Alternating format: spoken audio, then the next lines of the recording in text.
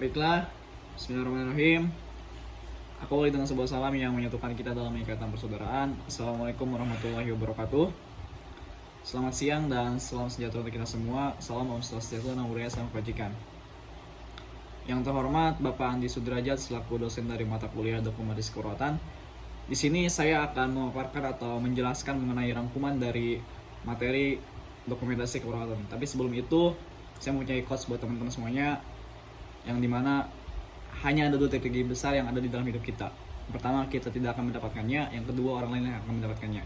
Pada kesempatan kali ini, bersama saya Muhammad Zikri, kita akan mencoba untuk mendapatkannya melalui materi dokumentasi keperawatan ini. Oke, baiklah. Sebelum lanjut, mungkin kita bakal flashback ke belakang sedikit, yang dimana dimulai dari apa sih dari dokumentasi keperawatan itu sendiri. Nah, jadi dokumentasi asuhan keperawatan itu sendiri merupakan bukti pelaporan atau pencatatan yang dimiliki oleh seorang perawat dalam melakukan asuhan keperawatan, yang dimana itu bakal berguna banget untuk kepentingan pasien, perawat, dan tim kesehatan, terutama dalam memberikan pelayanan dengan dasar komunikasi yang akurat dan lengkap secara tertulis, dan tanggung jawab perawat sesuai dengan apa yang dikatakan oleh Hidayat pada tahun 2009. Nah, jadi dokumentasi asuhan keperawatan ini sebagai bukti pelaporan dan pencatatan yang dimiliki oleh seorang perawat ketika perawat itu melakukan pelayanan keperawatan, kayak misalkan perawat memberikan obat atau perawat melakukan tindakan injeksi atau apa. Nah, di situ di dokumentasi keperawatan ini bakal ditulis atau bakal dicatat sehingga bakal dijadikan sebagai bukti untuk kedepannya. Dan juga bisa juga di dokumentasi keperawatan ini dia sebagai alat atau sarana untuk komunikasi dengan tenaga kesehatan yang lainnya. Oke, selanjutnya pasti dong di dalam dokumentasi keperawatan juga memiliki tujuannya tersendiri. Yang pertama itu dalam komunikasi. Nah, di komunikasi ini dalam dokumentasi keperawatan dia bakal berguna banget ketika terjadi pertukaran shift antar perawat. Kayak misalkan perawat A yang bertugas di shift pagi, dia bertukar shift ke perawat B yang bertugas di shift siang. Nah, jadi perawat A ini nggak perlu menjelaskan lagi tuh ke perawat B situasi pasien tersebut gitu. Jadi sudah ada di dokumentasi keperawatan, kayak misalkan kondisi pasiennya kayak gimana, udah diberi apa aja, pelayanannya kayak gimana aja, nanti tinggal perawat B yang shift yang itu yang akan meneruskan. Jadi memudahkan antar tenaga kesehatan dalam berkomunikasi gitu. Selanjutnya dalam bidang pendidikan. Nah, dokumentasi keperawatan itu sendiri bakal berguna banget di bidang pendidikan. Kenapa? Karena nantinya ketika teman-teman mau melakukan suatu penelitian ataupun suatu pembelajaran, dokumentasi keperawatan ini dijadikan sebagai bahan acuan atau referensi atau rujukan untuk nantinya para pelajar, para mahasiswa ataupun tenaga pendidikan untuk melakukan penelitian. Jadi bakal berguna banget sebagai bahan referensi atau bahan rujukan. Nah, selanjutnya itu yang ketiga ada pengalokasian dana berharga.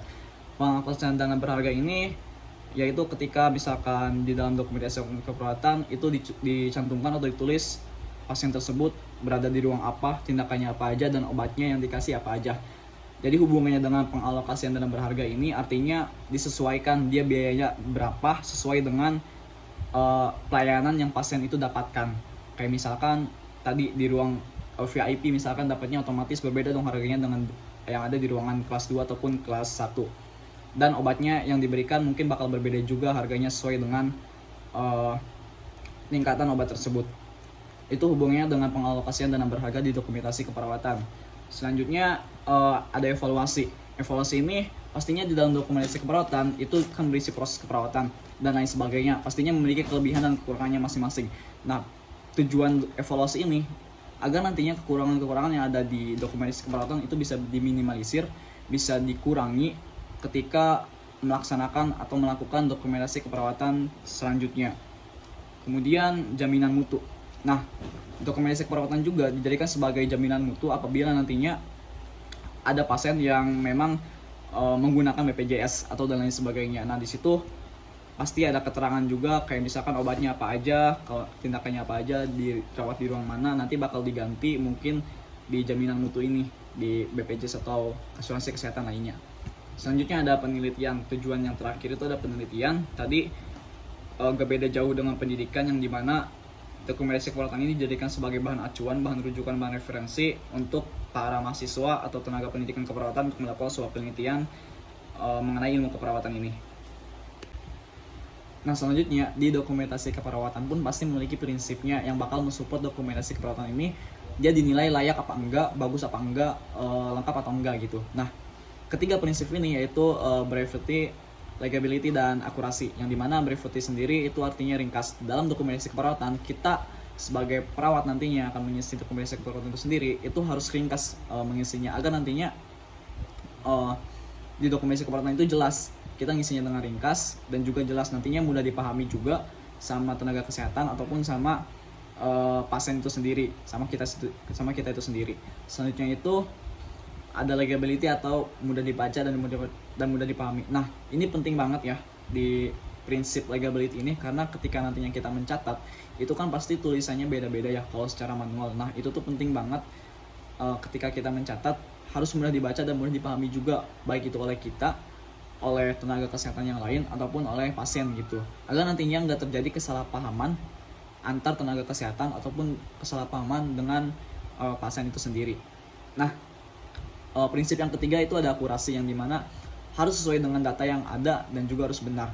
Jadi ketika kita mendokumentasikan sesuatu, dalam tanda kutip di sini itu mendokumentasikan keperawatan, tindakan keperawatan dan lain sebagainya, itu kita harus sesuai dengan data yang ada, kita harus jelas juga, kita harus benar juga, jangan ada kata manipulatif gitu.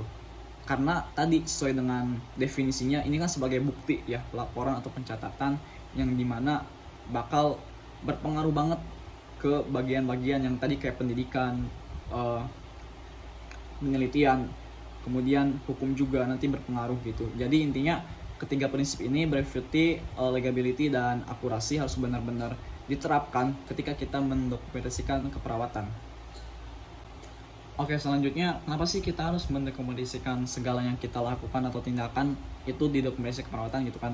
Pasti ada manfaatnya dong. Nah, manfaatnya itu yang pertama dalam bidang hukum, yang dimana tadi sebagai dokumentasi keperawatan dari segi definisinya aja udah dikatakan bahwa sebagai bentuk bukti pelaporan atau pencatatan. Nah, mungkin ketika terjadi kesalahpahaman, ketika terjadi problem atau sesuatu yang memang berhadapan dengan hukum, dokumentasi keperawatan ini bisa dijadikan sebagai bahan bukti gitu untuk berhadapan dengan hukum itu sendiri.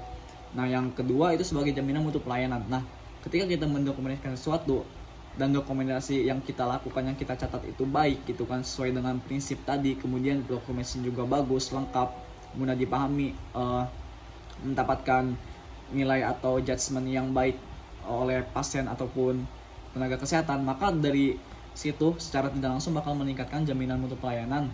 Kayak misalkan bakal dicek juga pelayanannya itu baik apa enggaknya gitu.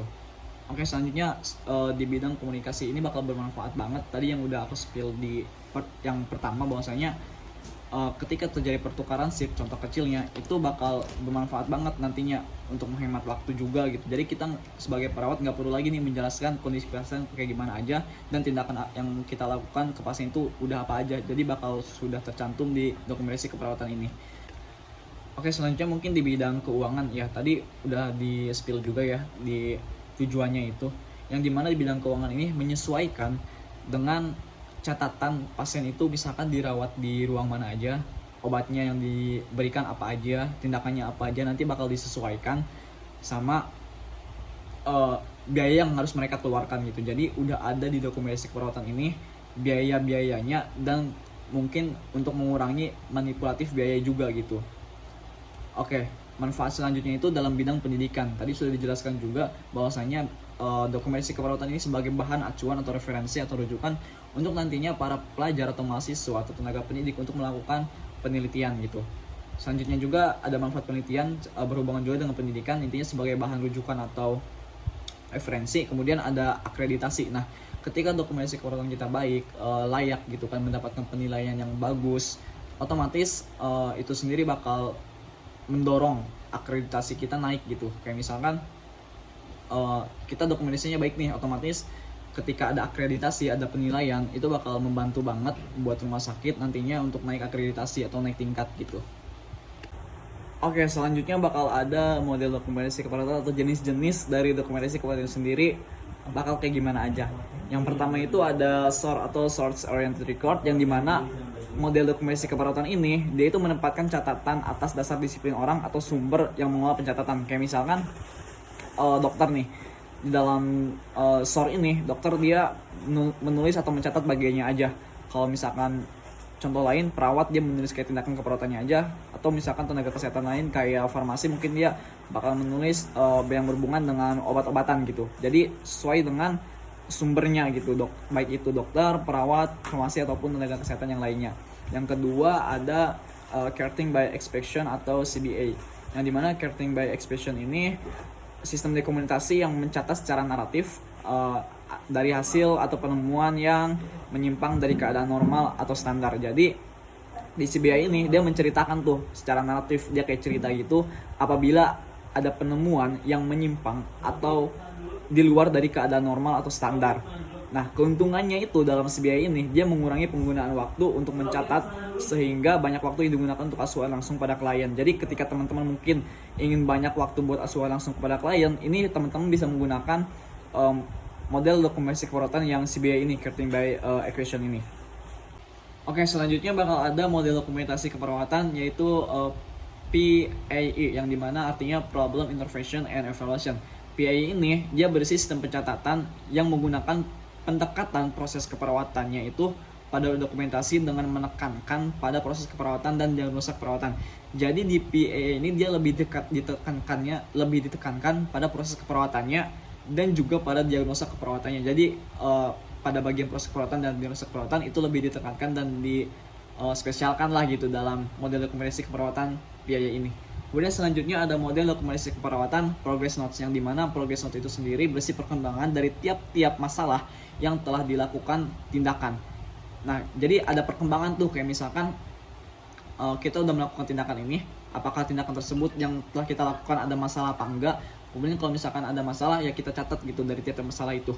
Kemudian disusun juga oleh semua anggota yang terlibat, baik itu dokter, perawat, ataupun tenaga kesehatan lainnya, dengan menambahkan catatan perkembangan pada lembar yang sama. Kayak misalkan ada perkembangan gak nih dari kondisi pasien tersebut. Kalau misalkan ada, otomatis harus dicatat baik itu oleh dokter, perawat ataupun tenaga kesehatan lainnya yang telah melakukan tindakan atau pemeriksaan di lembar yang sama juga. Nah, di progress note itu sendiri dia dibagi menjadi 3 jenis. Yang pertama ada catatan perawat, kemudian yang kedua ada lembar alur atau faucet, yang ketiga ada discharge notes atau catatan pemulangan atau rujukan. Oke, selanjutnya ada model dokumentasi dari fokus. Nah, model dokumentasi dari fokus ini adalah suatu proses orientasi dan klien fokus, yang dimana hal ini digunakan proses keperawatan untuk mengorganisir dokumentasi asuhan keperawatan. Nah, di fokus ini ketika kita menuliskan catatan perkembangannya itu ada format yang namanya DAR atau Data, Action, dan Respon dengan 3 kolom. Jadi ada data nih mengenai nama pasiennya siapa aja, terus lahirnya kapan, kemudian pekerjaannya apa aja, pokoknya data mengenai pasien tersebut.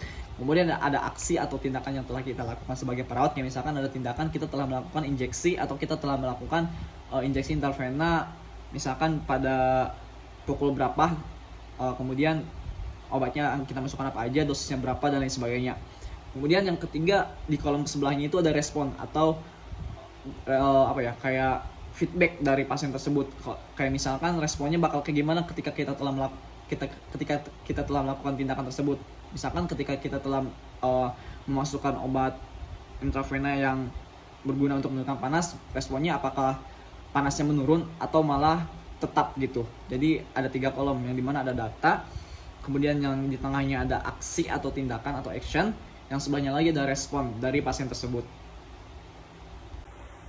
Oke, baiklah, mungkin cukup sampai di sini aja rangkuman yang dapat aku sampaikan mengenai dokumentasi keperawatan ini dan juga model-model dari dokumentasi keperawatan ini sendiri. Cukup sampai di sini. Aku mohon maaf apabila ada kekurangan, karena kelebihannya hanya perasaan aku ke dia, dan juga tadi juga aku mohon maaf apabila suara aku kurang jelas, karena kalau misalkan mau lebih jelas kita sleep call aja. Dan kurang afdol juga rasanya kalau misalkan aku tutup rangkuman ini, kegiatan ini tanpa quotes tadi, karena soalnya aku tadi di pembukaan pakai quotes juga, jadi ditutupnya harus pakai quotes juga biar afdol. Oke, seorang yang bijak pernah berkata bahwasanya barang siapa yang mendokumentasikan sesuatu, maka orang tersebut menjadi bagian dari sejarah. Saya Muhammad Faiz Zikri, pamit undur diri, cukup sekian dan terima kasih. Sampai jumpa di lain kesempatan. Wassalamualaikum warahmatullahi wabarakatuh.